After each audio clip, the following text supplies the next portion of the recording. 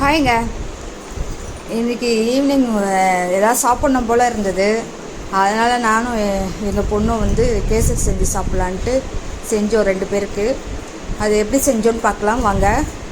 First கடாயில் நெய் போட்டுடணும். கொஞ்சம் போட்டுட்டு அதில் முந்திரி பருப்பு ஃபஸ்ட்டு வறுத்து எடுத்துகிட்டு திராட்சை போட்டு வறுக்கணுங்க.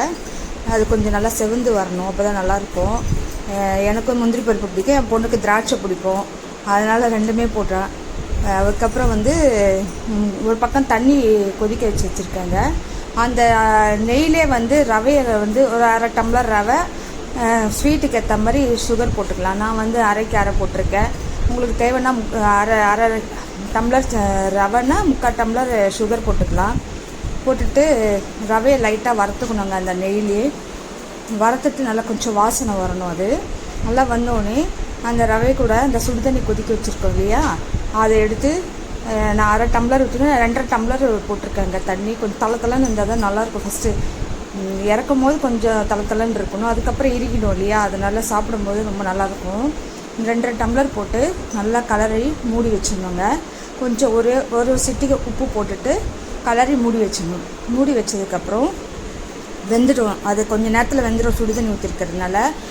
வெந்ததுக்கப்புறம் நம்ம ஓப்பன் பண்ணிவிட்டு அதில் சுகரை போட்டு கலருங்க. கொஞ்சம் நான் கேசரி பவுட்ரு கொஞ்சமாக போட்டிருக்கேன். கொஞ்சம் கேசரி கலர் போட்டுட்டு அப்புறம் ஏலக்காய் கொஞ்சம் போட்டுட்டு லாஸ்ட்டாக இறக்கும் போது நம்ம நெய் போட்டு இறக்கணுங்க. அந்த சுகரை ஆட் பண்ணிக்க கொஞ்சம் கலரி விடணும். கலரி விட்டோடனே நல்லா தளன்னு கேசரி ரெடிங்க. நல்லாயிருக்குங்க சாப்பிட. ட்ரை பண்ணி பாருங்கள். இன்றைக்கி தேர்ஸ்டேன்றதுனால வீடை துடைக்கணும், பூஜை சாமான் தேய்ச்சி வைக்கணும். நாளைக்கு ஃப்ரைடேக்கு எல்லாம் முன்னாடியே பண்ணால் தானே அங்கே காலையில் பூஜை செய்கிறதுக்கு.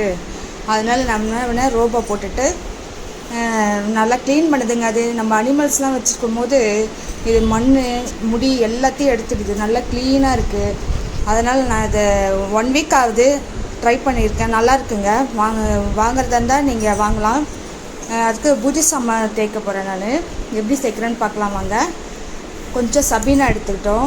சபீனாவில் விம் லிக்விட் இருக்குது இல்லைங்களா, அதை கொஞ்சம் போட்டுக்கணும். போட்டுட்டு லெமனை 1/2 லெமன் தாங்க, அதுக்கு மேலே போட வேண்டியதில்லை. ஏன்னா வெள்ளி பூஜை சாமான் இல்லையா. கொஞ்சம் போட்டுட்டு நல்லா மிக்ஸ் பண்ணி வச்சுட்டு நம்ம என்ன பண்ணணும், அந்த பூஜை பாத்திரத்தில் ஆயில் எல்லாம் எடுத்துடணும். நல்லா தொடச்சி ஒரு துணியில் தொடச்சி எடுத்துடணுங்க. பீக்கோ கிளாத்து வாங்கியிருந்தேங்க, அதுதான் நான் ட்ரை பண்ணேன். நல்லா எல்லாத்துக்குமே அது யூஸ் ஆகுதுங்க. அது நல்லா பூஜை சாமான் தேய்ச்சதுக்கப்புறம் ஈரம் துடைக்கிறதுக்கு, அதுக்கப்புறம் ஆயில் எடுக்கிறதுக்கு, கிச்சன் கிளீனராகவும் யூஸ் ஆகுது. நல்லா கிச்சனுடைய ஸ்டவ்லாம் துடைக்கிறதுக்கு கூட நல்லா இருக்குது. நான் அதுதான் யூஸ் பண்ணிட்டுருக்கேன் இப்போது. நான் என்ன பண்ணேன், இந்த குங்குமத்தெல்லாம் ஃபஸ்ட்டு கழுவிடணுங்க. இந்த ஆயிலை எடுத்துகிட்டு நல்லா தொடச்சி சுத்தமாக எடுத்துடணும்.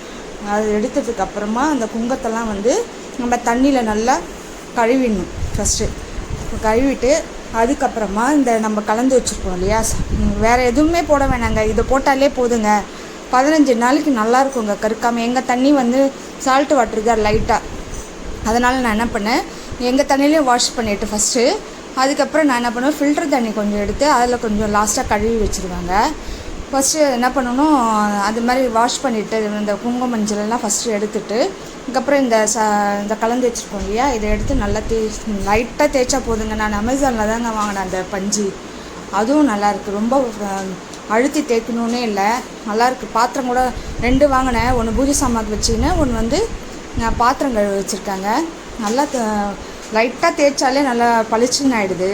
தேய்ச்சிட்டு நல்லா எல்லாத்தையும் தனித்தனியாக வச்சிடணும். நான் நல்ல தண்ணியில் ஒரு வாட்டி அலசிட்டு அதுக்கப்புறம் என்ன பண்ணணும், நல்லா காஞ்ச துணியில் நல்லா தொடச்சிடணும். ஃபேன் காற்றுல வச்சு தொடச்சிட்டு அதுக்கப்புறம் நம்ம குங்கும மஞ்சள் வச்சு சாமிக்கு வைக்கலாங்க. நல்லா பளிச்சுன்னு இருக்குங்க. நான் வெள்ளையாக தான் இருக்குது. நான் தேய்ச்சி எப்படியும் 1 மந்த் ஆகிட்டுருக்கோம். சரி ரொம்ப நாள் ஆச்சுன்னு தான் எடுத்து போட்டு தேய்ச்சிருக்கேங்க. எவ்வளோ பளிச்சுன்னு இருக்குது பாருங்கள் பாத்திரம். நீங்கள் வெளி பாத்திரத்துக்கு எல்லா லிக்விட் அதெல்லாம் தேவையே இல்லைங்க. நம்ம வீட்டில் இருக்க பொருளே போதுங்க. நல்லா பளிச்சுன்னு இருக்குது. நீங்கள் ட்ரை பண்ணி பாருங்கள் எப்படி இருக்குன்னு. வாங்க மேலே போகலாம். எங்கள் மாடிக்கு பூக்கிலிட்டு வரலாம். ஈவினிங் ஆயிடுச்சு. நெத்தியமல்லி பூச்செடி நாங்கள் வச்சுருக்கோங்க. நல்லா வளர்ந்துருக்கு. இதுலேருந்து தான் நான் வெளியில் பூவே வாங்குறது இல்லைங்க. நெத்தியமல்லி செடி வச்சதுலேருந்து இதுலேருந்தே எடுத்து சாமிக்கு நான் வந்து கட்டி போட்டு நல்லா சாமி கும்பிடுவேங்க. எங்கள் வீட்டு சின்ன சின்ன தொட்டியில் வச்சுருக்க செடிங்கெலாம் பாருங்கள் எவ்வளோ அழகாக இருக்குது. சம்பங்கி கொடி பாருங்கள். இந்த பூக்களே போதுங்க எங்கள் வீட்டுக்கு சாமிக்கு. தினமும் அதை பறித்து சாமிக்கு போட்டு வழிபடுவேங்க. Thank you all.